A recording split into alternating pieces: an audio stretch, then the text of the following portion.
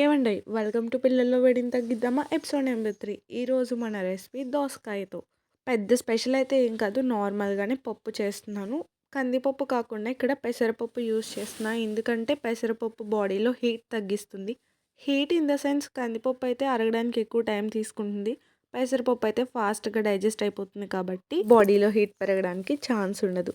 First పప్పు అయితే ఒక అరగంట నానబెట్టేసాం ముందుగా కడిగి. తర్వాత దోసకాయ ముక్కలు కోసి పక్కన పెట్టేసాము. దోసకాయ చెక్ చేసుకోవాలి, ఒక్కొక్కటి బాగా చేదొచ్చేస్తుంది. చిన్న ముక్క తీసుకుని తింటే తెలుస్తుంది. దీంట్లోకి ఒక చిన్న సైజ్ ఉల్లిపాయ, అలాగే ఒక 6 పచ్చిమిరపకాయలు అయితే వేసాము. ఈ పప్పు జస్ట్ మీడియం ఫ్లేమ్లో ఒక్క పొంగు వచ్చిన తర్వాత ఈ దోసకాయ ముక్కలు అయితే వేసేసాం. పెసరపప్పు కాబట్టి ఫాస్ట్గానే ఉడికిపోతుంది. దోసకాయ ముక్కలు కూడా ఫాస్ట్గానే ఉడికిపోతాయి కాబట్టి ఎక్కువ టైం తీసుకోలే, ఓన్లీ అరగంటలో ఈ పప్పు అయితే అయిపోయింది.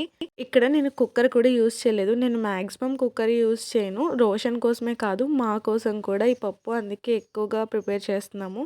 పప్పు ఉడికిన తర్వాత దాంట్లో పసుపు, చింతపండు, ఉప్పు, కారం అవన్నీ వేసేసి ఇంకా సేపు ఉడకబెట్టి కొద్దిగా వాటర్ యాడ్ చేస్తున్నాం, ఎందుకంటే గట్టిగా ఉంటే తినేటప్పటికి ఇంకా పిట్టంలా అయిపోతుంది కదా. తర్వాత తాలింపు పెట్టేసుకొని తాలింపులో ముందుగా ఉడకబెట్టుకున్న పప్పు వేసేసుకుంటే మన కూర రెడీ. ఇది తినడం వల్ల బాడీలో హీట్ అయితే బాగా తగ్గుతుంది. రోషన్కి వేడి చేసినప్పుడు నేను ఇలాంటి రెసిపీసే ట్రై చేస్తాను. వీడియో నచ్చితే లైక్ చేసి ఫాలో అవ్వడం మర్చిపోకండి. బాయ్.